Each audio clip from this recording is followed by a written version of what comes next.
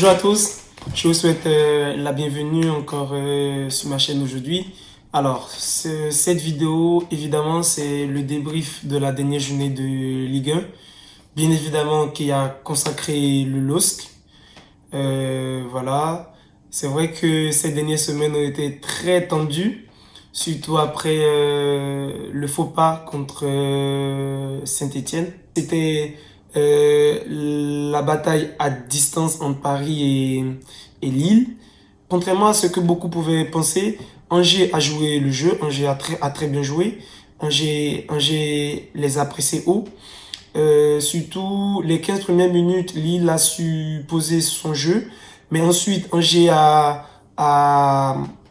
commencé à gagner du terrain, à mettre un peu plus de pression, et c'est là que Angers a eu ses meilleures occasions. Donc entre la 15e et disons la 40e, ils ont poussé, ils ont eu de belles situations. Nous, on s'est contenté de gérer, de bien contrôler le match, de bien défendre surtout. Et voilà, on a ce penalty à la 45e, un peu, voilà, à ce moment-là, un peu contre le coup du jeu, mais qui tombait bien. Yilmaz ne s'est pas fait prier. Après, bien évidemment, l'ouverture du score de David. Yilmaz qui ne s'est pas fait prier pour aller mettre son petit but et nous renvoyer à la pause devant à 2-0. À la reprise, j'ai trouvé que Lille n'a pas mis plus de rythme parce qu'ils ont certainement essayé voilà, de temporiser, de gérer le match, même si sur certains coups, on a senti que le 3-0 pouvait venir. Bon, après, bien évidemment, on prend un but à la dernière seconde, mais je pense que c'est anecdotique parce que à ce moment-là du match, si vous avez bien vu, tous les joueurs du banc étaient déjà debout. Donc, c'est humain qu'il y ait une certaine décompression. Et il y a eu ce petit saut de concentration qui nous a coûté un but. Mais bon, heureusement, le chrono était déjà bien avancé. Et il ne restait plus du tout de temps à Angers pour aller nous inquiéter. De l'autre côté, Paris a fait son travail. Ils ont gagné leur match à Brest. Et voilà, comptaient tous évidemment sur un faux pas de Lille qui n'est jamais arrivé finalement. Et bah, tant mieux pour nous. Et je pense que ça relance quand même un peu l'intérêt de la Ligue 1, déjà pour la saison prochaine. Et voilà, au moins, ça permet à toutes les équipes de se rendre compte que au final, même sans avoir des stars dans son équipe, et avec un jeu collectif et en travaillant les uns pour les autres, on pouvait produire un résultat et voilà, essayer d'aller embêter un peu Paris. Certes, Paris perd 8 matchs, mais Lille, c'est quand même 24 victoires, 11 nuls, 3 défaites, 3 petites défaites, 21 clean sheets. Si ça c'est pas des stades de champion, moi, franchement, je ne sais plus, hein.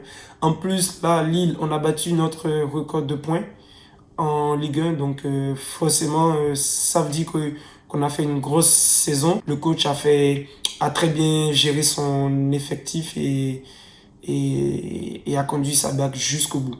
Donc, voilà, félicitations aux dogs, félicitations aux joueurs, au staff, à l'encadrement technique pour tout ce qu'ils ont apporté durant cette saison. Et cette saison nous donne plein de motifs d'espoir pour la saison prochaine, en espérant que l'équipe ne soit pas trop bousculée durant ce mercato. Nous savons déjà que nous allons certainement perdre Maignan. Je crois que le coach aussi va certainement partir. Et par contre, j'aimerais bien qu'on garde certains cadres. Je pense que Soumari va partir également. Mais si on peut garder notre colonne vertébrale, donc bon, sauf Maignan du coup, mais José Font, André Yilmaz et continuer de construire autour d'eux et peut-être garder aussi un joueur comme Sanchez qui même s'il n'a pas fait une saison pleine, a quand même apporté beaucoup dans les matchs décisifs de la saison. Donc voilà, chapeau à toute l'équipe. Donc mon top 3 de la saison, Au LOSC, bien évidemment, il y a Maignan, la, la muraille. La muraille. Franchement, il a fait une saison énorme, monstrueuse, surtout quand on compare à la saison qui nous a sorti il y a 3 ans. Et je vais retenir également André, qui est le poumon de notre équipe. C'est lui qui ratisse les ballons, qui les donne dans le bon tempo, qui gère le rythme des matchs et qui est vraiment le cœur de notre jeu. Donc, chapeau à lui aussi. Et le troisième, je vais nommer Yilmaz. Ce n'est pas une surprise. Il a toujours répondu présent quand il a été là. C'est vrai, il a été blessé un moment. Et franchement, son retour nous a fait un grand bien, notamment lors du match à Lyon, là où franchement, je pense que c'est son meilleur match de la saison. En tout cas, le match où il impacte vraiment de façon décisive. Et au-delà de ça, par sa présence, je pense qu'il impacte aussi ses coéquipiers qui ont tous envie d'en donner plus et, voilà, et de se surpasser. Je vais voilà, donc là vous avez mon top 3. Par contre, je vais pas nommer de flop parce que je pense que même s'il y a certains qui ont eu des trous pendant cette saison, je pense notamment à Bradari, je pense à Wea qui n'a pas été constant, à Liadji qui a eu sa chance quelques fois mais n'a pas toujours été aussi percutant qu'il fallait.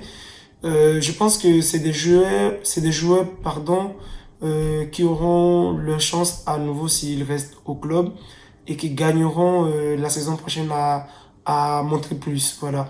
Mais pour cette saison, je vais pas les accabler parce qu'au final, chacun a apporté sa pierre à l'édifice.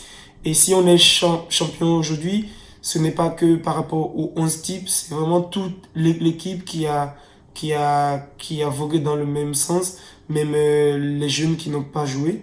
Donc voilà, chapeau à toute l'équipe. Nous sommes très très fiers de vous.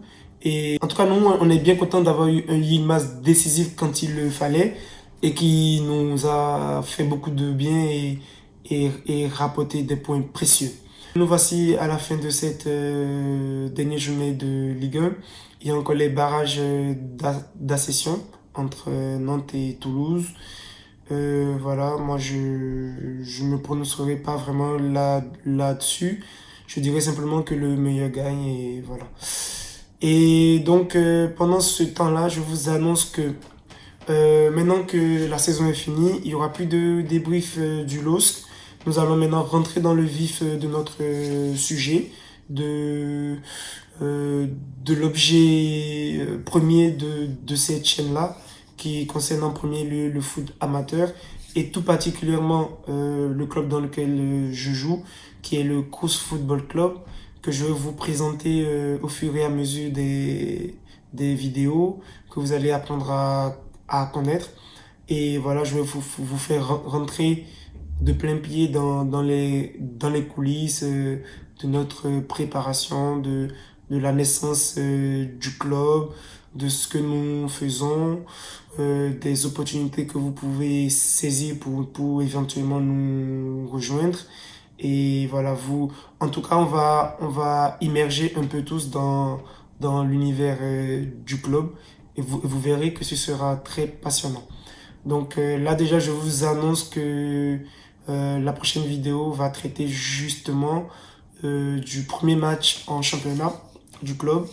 J'ai réalisé un petit reportage documentaire que je vais vous balancer le mardi 1er juin. Et voilà, donc en attendant cette vidéo et la suite, n'oubliez pas de vous abonner pour ne rien rater et d'activer la cloche de notification pour être averti de nos prochaines publications. Sur ce, je vous souhaite de passer de bons moments, de profiter de votre passion. Donc, amusez-vous bien, Prenez soin de vous et de vos proches. Et nous, on se dit à très bientôt pour de nouvelles vidéos et de nouvelles aventures tous ensemble. Portez-vous bien. À très bientôt.